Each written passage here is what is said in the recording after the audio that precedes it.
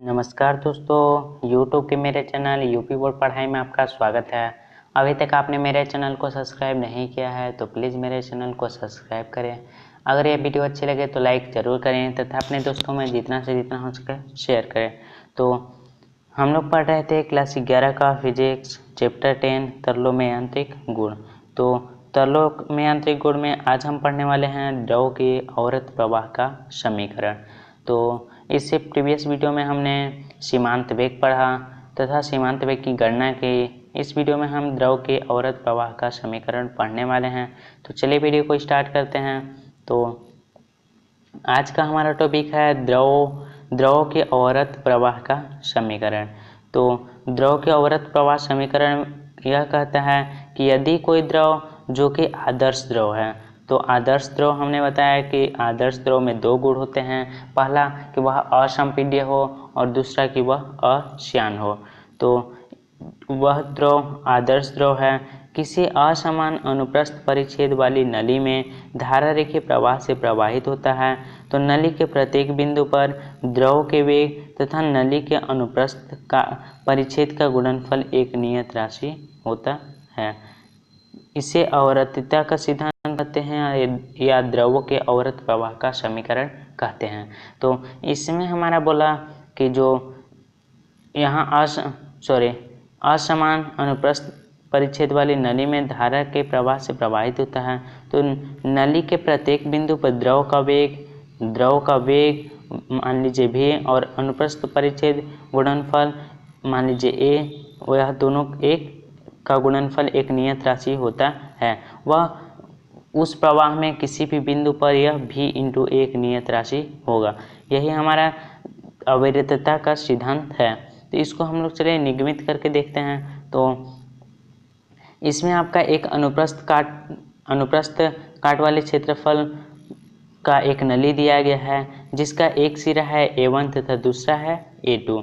तो जो एक सिरा है x, दूसरा सिरा y है और इसका जो क्षेत्रफल है वह A1 है और A2 है तथा इससे जो अंदर जाने वाली द्रव का जो वेग है वह v1 है तथा A2 से बाहर निकलने वाली द्रव का वेग v2 है। तो माना कि कोई द्रव किसी असमान परिच्छेद क्षेत्रफल वाली नली में धारा रेखीय प्रवाह से प्रवाहित हो रही है। मतलब कि यह एक नली है, इसमें धारा रेखीय प्रवाह से प्रवाहित हो रही है।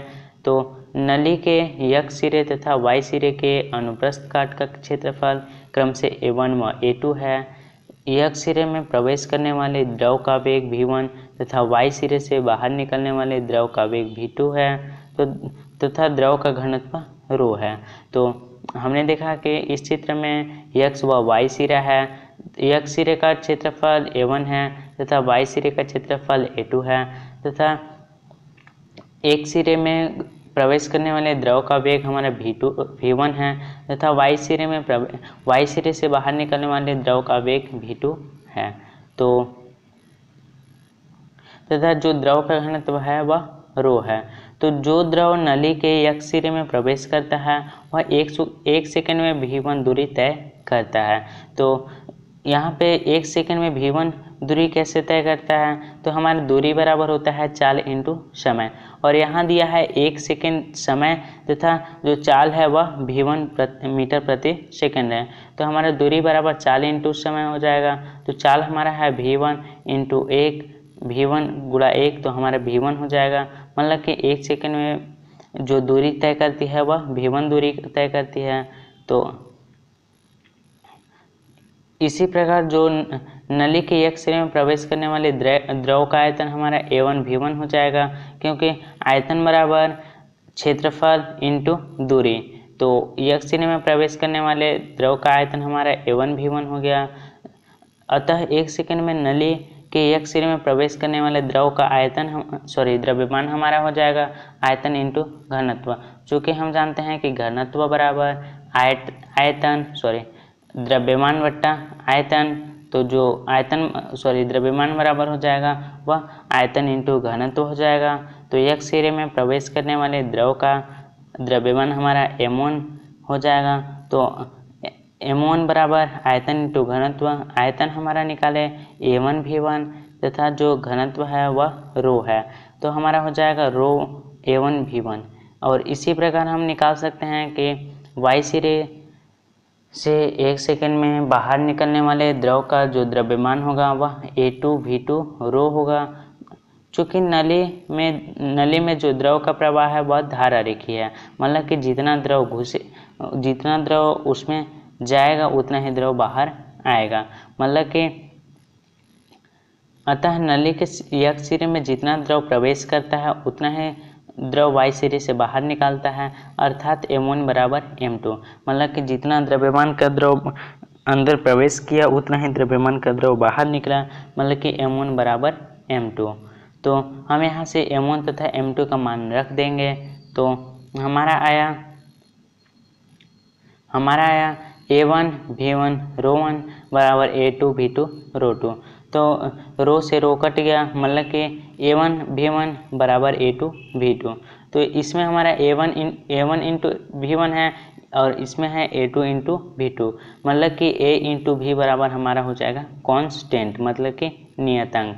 यही हमारा द्रव के अवरत प्रवाह का समीकरण है या अवरतिता का सिद्धांत है, जो कि कहता है कि A मतलब के अनुप्रस्थ काट वाली क्षेत्रफल तथा V मतलब कि द्रव का वेग का गुणनफल एक नियतांक होता है। तो यह द्रव के अवरत प्रवाह का समीकरण है। समीकरण के अनुसार नली के प्रत्येक स्थान पर नली के अनुप्रस्थ परिच्छेद का क्षेत्रफल तथा द्रव का वेग का गुणनफल एक नियत राशि होती है। अतः द्रव का वेग चौड़े भागों में कम तथा संकीर्ण भागों में अधिक होता है। तो यहाँ पे जो चौड़े भागों में कम तथा संकीर्ण भागों में अधिक होता है यह बोला गया है। मतलब कि मान लीजिए कांस्टेंट आपका आता है 5, तो जो a इंटू भी है वह बराबर हो गया 5। तो अगर हम a का मान अधिक कर दिए तो जो v बराबर आएगा वह 5 बटा मान लीजिए a है। अगर हम a का मान अधिक कर दिए तो हमारा v कम आएगा, तथा अगर a का मान हम कम करते हैं तो हमारा v अधिक आएगा। यही कह रहा है कि जितना कम हमारा अनुप्रस्थ काट का परिच्छेद होगा उतना ही वेग अधिक होगा, तथा जितना कम अनुप्रस्थ काट का क्षेत्रफल होगा जितना अधिक अनुप्रस्थ काट का क्षेत्रफल होगा उतना वेग कम होगा, तथा जितना कम अनुप्रस्थ काट का क्षेत्रफल होगा उतना वेग अधिक होगा। तो हमने देखा कि चौड़े भागों में कम तथा संकीर्ण भागों में अधिक होता है। इसका हम एक उदाहरण भी देख सकते हैं कि मान लीजिए आप गमले में पानी देते हैं, तो आपको दूर वाले गमले में पानी देना रहता है, तो आप पाइप के एक हिस्से को दबा देते हैं। मान लीजिए यह पाइप है, एक हिस्से को इतना दबा दिए तो इसका हमारा अनुप्रस्थ काट का क्षेत्रफल कम हो गया, मतलब कि वेग अधिक हो जाता है, जिससे कि जो द्रव है वह ज़्यादा दूर तक जाता है। अगर इसी को आप छोड़ देते हैं तो वह द्रव कम दूर तक जाता है, मतलब कि उसके द्रव का वेग कम हो गया। मतलब इससे स्पष्ट हो रहा है कि अगर अनुप्रस्थ काट का क्षेत्रफल ज़्यादा है तो द्रव का वेग कम होगा, अगर अनुप्रस्थ काट का क्षेत्रफल कम है तो द्रव का वेग ज़्यादा होगा। तो जो अवरत प्रवाह का समीकरण है वह यही कह रहा है कि अनुप्रस्थ परिच्छेद का क्षेत्रफल तथा द्रव का वेग का गुणनफल एक नियत राशि होती है। तो इसको हम लोग सिद्ध करने के लिए सबसे पहले एक अनुप्रस्थ काट वाली नली को लिया, उसमें हमने x सिरा और y सिरा लिया, तथा x सिरे में हमने एक सेकंड में प्रवेश करने वाली द्रव का द्रव्यमान निकाला, तथा